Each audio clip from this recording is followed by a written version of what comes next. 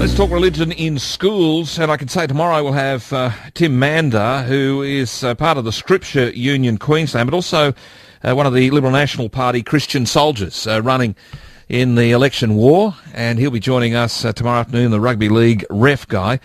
But parents are now launching a legal bid to try and end the strong role Christianity is playing in religious school education. You know, those religious education classes, the sort of Sunday school on a weekday. Scott Hedges, who's a parent spokesman for Fairness in Religion at Schools, joins us. Well, Scott, is that it? You just don't want to see religious education classes at state government schools? Oh, Gary, thanks for having me. It's really an honor to talk to somebody as knowledgeable about education as you are. I think you've said it fairly accurately. It'd be more specific to say that what we're objecting to is the use of the schools as venues for Christian ministry. Okay, it's not just Christian ministry, though. I got a friend who's an imam, a religious leader in the Islamic community, and he goes to a couple of state government schools on request of parents to talk to the kids for an hour a week. That's a fair point.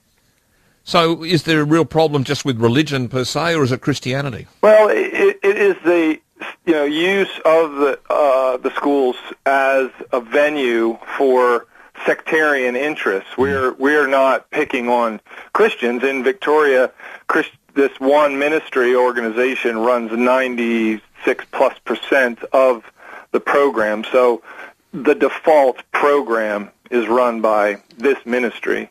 So it's that particular brand, as I often call it, churchianity, that particular brand of Christianity. Is that what you're saying? Well, it's hard to look. I think you could discern a trend to an increasing involvement by what would be considered evangelical elements. People like Tim Mander, you mentioned a minute ago, are clearly aligned with a particular view of the role of Christianity, which is very concerned with salvation. He's a member of the Lausanne Covenant, Christian nationalism. These are all sort of things that align versus interfaith cooperation and social justice. I mean, look, it's a very diverse set.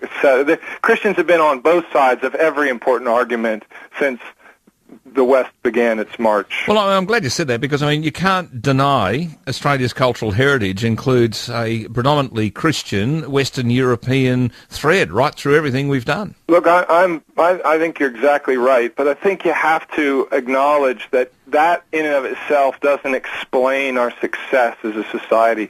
There is a core principle.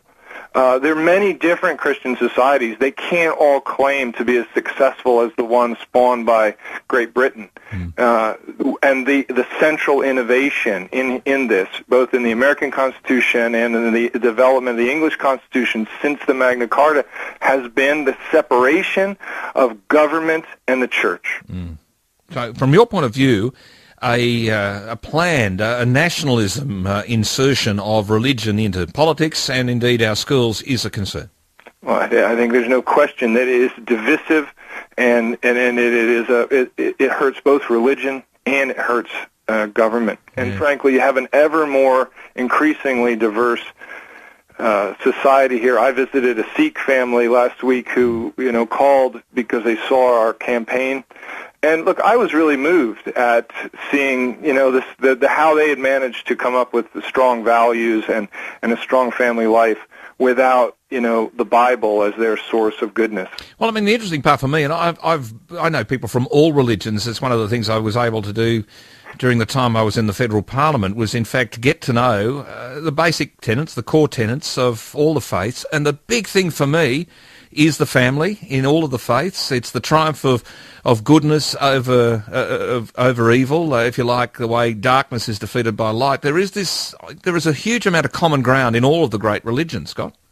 And I think in Australian society you have a tremendous amount of people who have consciously decided to live outside of religious tradition, but they are also very concerned with doing the right thing. Yeah, well, I guess so. And there is, at the heart of our laws, of course, that basic biblical instruction of those 10 Commandments. That's what many people would argue, I think. Yeah, they argue that all the time, but you don't get to a modern constitutional understanding of a plural society by the idea that you shall have no gods other than me. I mean, that's the first commandment. And so I'm not here to bash the Ten Commandments. I mean, people can read. I think it's more, what do you bring to the Scripture than what is intrinsically there, obviously, to take out. So we have people that read, use the Scriptures for great good in the world. It's undeniable that great suffering can also be read out of them. All right, well, you're worried about the proselytising of people's values onto our kids, and that's your point you're making. Good to talk to you, Scott Hedges.